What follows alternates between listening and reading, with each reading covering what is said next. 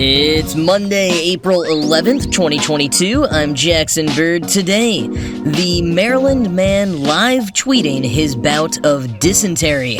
Don't worry, he's okay. Plus, scientists have managed to de-age human skin cells by 30 years. And an implausible NASA artifact was taken back to space this weekend by one of the Axiom Space private astronauts. Here's some cool stuff for your ride home.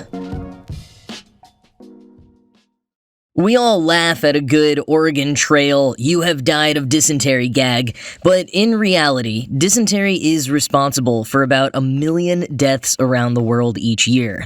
In low-income countries especially, it is still very much an issue, and unfortunately, we don't yet have a vaccine for it. But thankfully, scientists are actively working on a vaccine, and in fact, they are in the process of conducting Phase 2C clinical trials at the University of Maryland, Baltimore right now. And one of the participants has taken the internet along for the ride. Jake Eberts has been tweeting consistent updates about his symptoms ever since ingesting a solution of Shigella, the bacterium that causes dysentery. Back in February and March, Eberts received 2 vaccines, but he doesn't know if he got the placebo or not. And for the sake of the vaccine's success, I hope that he got the placebo, because Eberts has been experiencing a ton of symptoms. Although the participants were told that about 80% of them would experience symptoms despite some of them being vaccinated, so maybe this is a vaccine makes symptoms more mild but doesn't eliminate symptoms situation. I don't know. But if you can stomach frequent allusions to farting and diarrhea, Ebert's daily Twitter threads are a fascinating inside look at being a quarantined participant in a clinical trial, a perspective we rarely hear from. He's shared how he got involved in the study. Literally, he just saw an Instagram ad from the research team, which they had rather cleverly designed to look like the old-school Oregon Trail "you have died of dysentery" alert. Despite such good marketing, they apparently had trouble recruiting, though. But thanks to Ebert's tweets picking up, they have already recruited a ton more people for the next study. And I mean, I do get why they had trouble recruiting the first go-around. Who wants to be intentionally infected with something that we so strongly associate with certain death? Jake Eberts and 15 other people, apparently. Here's how Eberts reassured us. First, they're getting paid. $7,000 to be exact. Enough to cover rent for the rest of the year, Eberts said. And second, they'll be observed by medical staff round the clock and treated to make sure they don't die or get too sick, mostly through keeping them hydrated. Dehydration is one of the main reasons that people die of dysentery. Antibiotics were generally not administered until day 5 so that researchers could study immune responses. Now here's a standout tweet from Eberts from day 5 of the study, quote, "Fever/chills got super ugly around 4 a.m. No diarrhea yet, but Chekhov's diarrhea revolver is now just hanging above me, and every time I fart, I'm pulling the trigger in the world's worst game of Russian roulette." Actually, I will concede that real Russian roulette is probably the world's worst version thereof, but I literally have dysentery right now. I get to be dramatic. End quote. So yes, expect a lot of bathroom talk. It is a dysentery study, and he's tweeting through it. Now, following that tweet, his blood pressure spiked, and he had a fever of 103, so he was put on an IV and became the first person in the study to go on antibiotics. As I'm recording, it is now day 8 of the study, and he seems to be pretty much back to good health, but not yet released. They have to make sure all the Shigella is gone from the participants' bodies. The study was also expected to last 11 or 12 days, so he's probably going to be there for a while yet. Now, in addition to being a fascinating and often funny account, Eberts has leveraged his newfound Twitter audience for a few fundraisers, namely one for the Water Project, a US-based charity that provides clean, safe water to sub-Saharan African communities. Eberts' fundraiser has already raised over $21,000. Not bad for a guy already doing his part by voluntarily getting dysentery to help find a vaccine. And if after reading through Eberts' account you want even more clinical trial participant content, there is a person on TikTok who just recently documented her experience being voluntarily infected with norovirus. Fun! Link to both is in the show notes.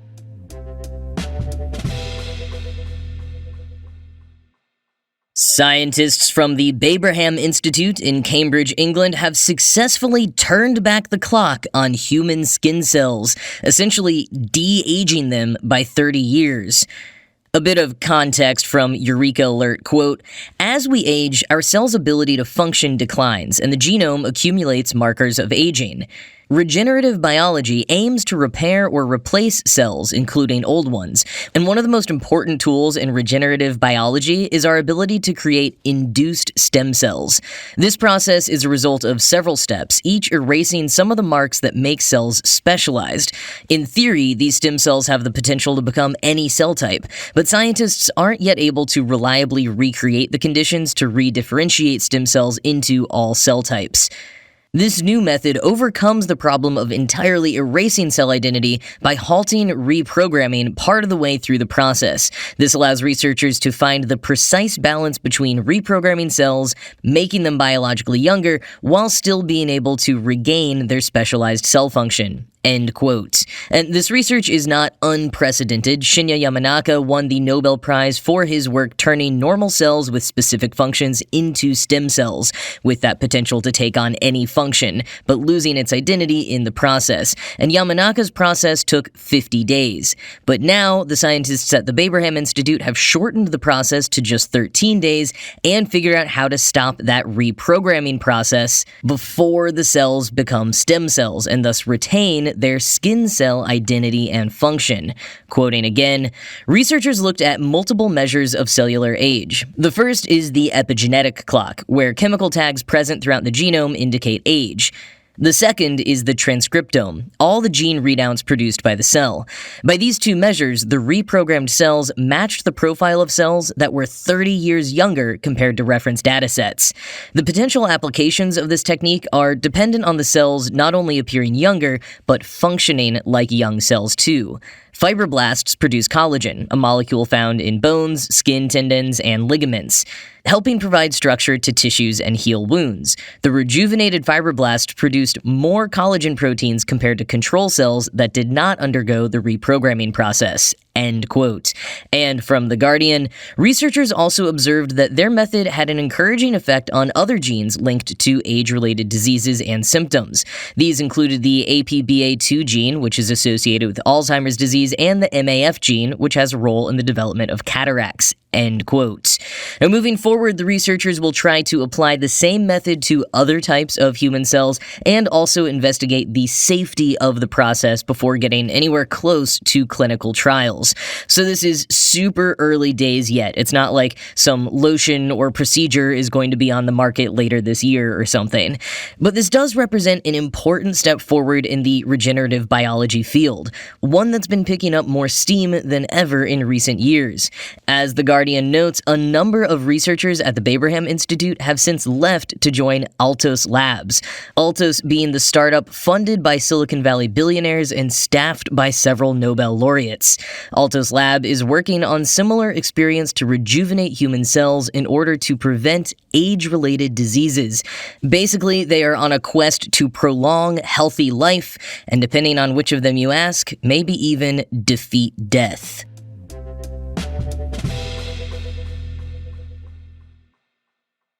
So the all-private astronaut crew from Axiom Space's Ax-1 mission are safely on board the International Space Station after blasting off Friday in a SpaceX Crew Dragon craft from the Kennedy Space Center.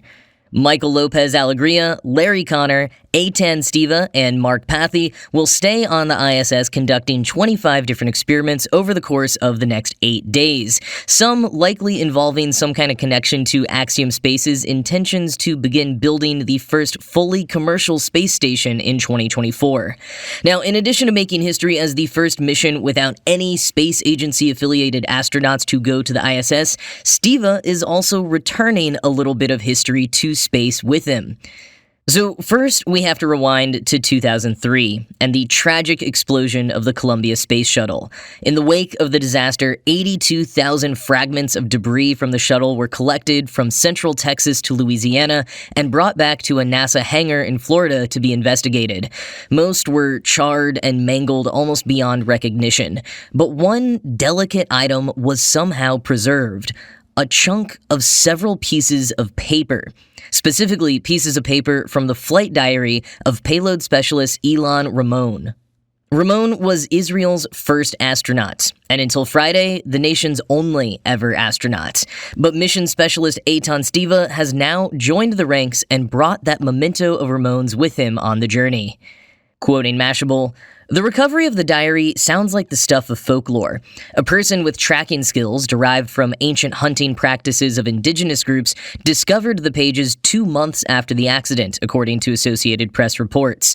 The notebook had plunged 37 miles to Earth and survived fire, rain, and sun bleaching, lying damp in a San Augustine County, Texas field with other debris."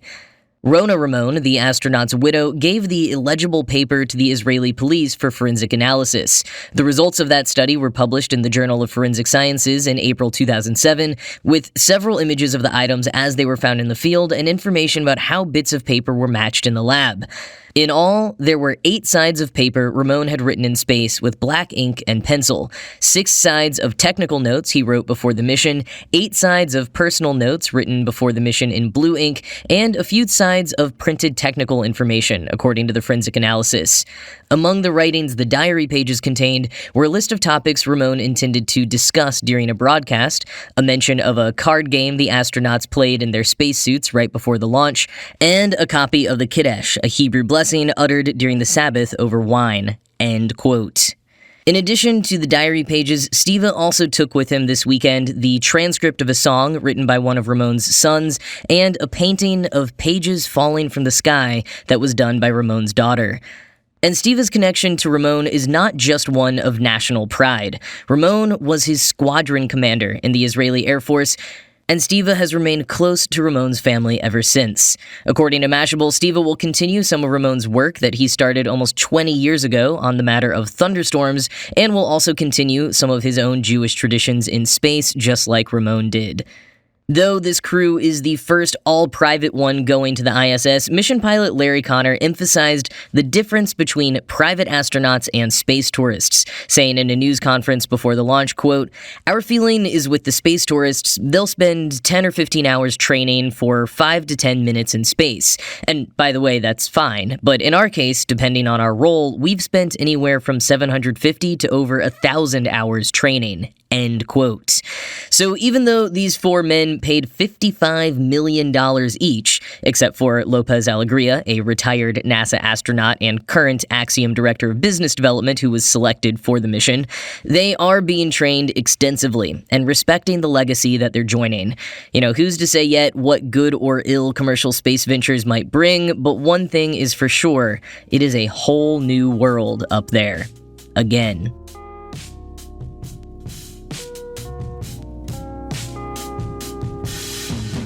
So there's a creepy grandfather clock on the 3rd Street Promenade in Santa Monica, California right now, covered in weird, branchy tentacle things. It's being observed by scientists in white hazmat suits and has been live streaming on YouTube for several hours at this point. The clock is set to local time, but there's an additional countdown on the clock and digitally added to the stream. And as of recording, there are 18 hours to go on the countdown clock. Also, as I'm typing this, a food vendor just accidentally hit a bump in the background and knocked a bunch of cups off their cart. The people watching as the promenade has gotten busier throughout the day has almost been as intriguing as the clock itself. And while the eerie antique clock, which occasionally glitches and spins and is giving off an otherworldly whooshing and growling sound, is certainly mysterious, it's not quite as mysterious to viewers online as it may be to passers-by. That's because the stream is being hosted by the official Stranger Things YouTube channel. And most people have guessed the countdown will probably end in the release of the full-length trailer for Stranger Things' long-anticipated 4th season, the first half of which is set to premiere on May 27th and the second half on July 1st. And between 1,000 and 3,000 people have been watching the stream consistently throughout the day, and there's an active chat keeping track of any notable changes. And sometimes the grandfather clock emits puffs of smoke. There seems to be a sort of image appearing as the hands move, and there was some discussion in the chat about an image of Season 1 character Barb appearing somehow earlier in the day. If you're a big Stranger Things fan, it is worth checking out to see what kind of clues you can put together. The biggest one is in the name of the live stream, however, which refers to the clock as the Creel Clock. An earlier teaser for Season 4 featured the seemingly haunted Creel House, which the Duffer Brothers have said will be a super important location in Season 4. Link to watch the clock and sleuth for yourself is in the show notes. And speaking of new season release dates, it was just announced that Apple TV Plus's For All Mankind Season 3 will debut on June 10th. Now, longtime listeners will know that this was one of my favorite new shows in recent years, at least until Our Flag Means Death came along. And for some reason, For All Mankind never gets promoted or recognized as much as other Apple TV Plus shows, even though it is phenomenally produced and an absolutely exquisite, fascinating, and gripping show. Now, for those of you who are out of the loop, For All Mankind takes place in an alternate timeline in which the Soviet Union beat us to the moon, and therefore the space race never ended. The show starts in the late 1960s, but jumps ahead throughout its first 2 seasons, and Season 3 is going to take us all the way into 1995, and much further into space than we've gone before. If you haven't seen it before and don't quite want spoilers, don't click the link in the show notes. Just go watch the show now. But that is it from me for today. This show was produced by Ride Home Media. I'm Jackson Bird, and I will talk to you again tomorrow.